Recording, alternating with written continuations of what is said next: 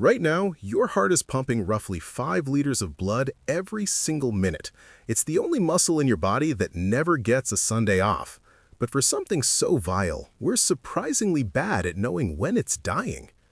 In the next 10 minutes, someone in the US will have a silent heart attack and not even know it. We're going to look at the microscopic civil war that happens when your plumbing fails, why your left arm hurts when the problem is in your chest, and the exact second your heart cells start to commit cellular suicide.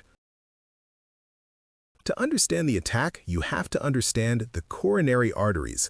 These aren't the giant pipes leaving the heart. These are the smaller fuel lines that feed the heart muscle itself. This isn't just grease in a pipe. It's atherosclerosis. It starts when LDL cholesterol seeps into the artery wall. Your immune system sends white blood cells to eat the fat, but they eat so much they turn into foam cells and die, creating a waxy, inflamed scab called a plaque. Most people think a heart attack happens because the pipe gets too narrow. Wrong. 75% of heart attacks happen when a small plaque, one that wasn't even blocking much blood, suddenly ruptures. The cap of the scab tears, exposing the gooey, toxic interior to your blood.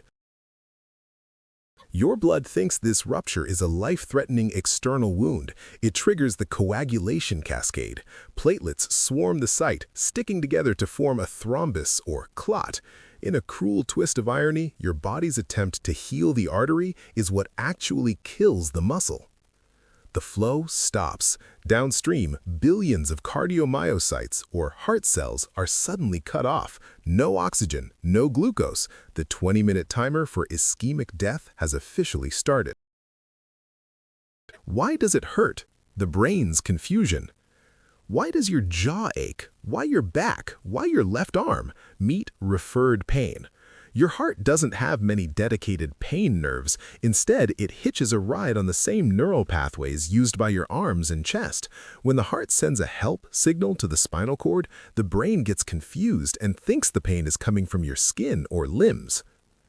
Checklist of atypical symptoms: the impairment feeling, extreme unexplained fatigue, the doom sensation, a legitimate medical symptom where the patient feels a sense of impending death due to a massive adrenaline surge, the vagus response, why you might vomit. Your heart is irritating the vagus nerve, which also controls your stomach.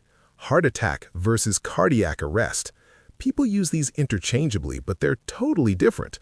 A heart attack is a plumbing problem, blocked pipe. Cardiac arrest is an electrical problem. The power goes out. However, a heart attack can cause cardiac arrest. When heart cells die, they leak potassium and electricity. This shorts out the heart's natural pacemaker, the SA node, leading to ventricular fibrillation, where the heart just quivers like a bowl of jello instead of pumping. In the ER, the STEMI protocol. Once you hit the ER, it's a race against the golden hour. Doctors look for a STEMI, or ST elevation myocardial infarction, on your EKG.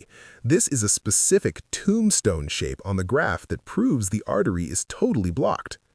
They also check your blood for troponin. This is a protein that only exists inside heart cells. If it's in your blood, it means heart cells are literally bursting open and dying. The garden hose fix, angioplasty.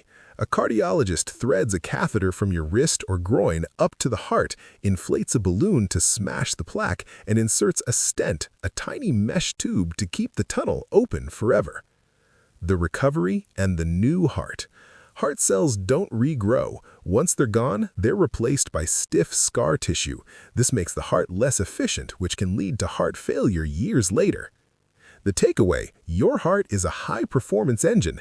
It can handle a lot, but it can't handle a fuel strike. Know the signs, act fast, and maybe skip that third donut today.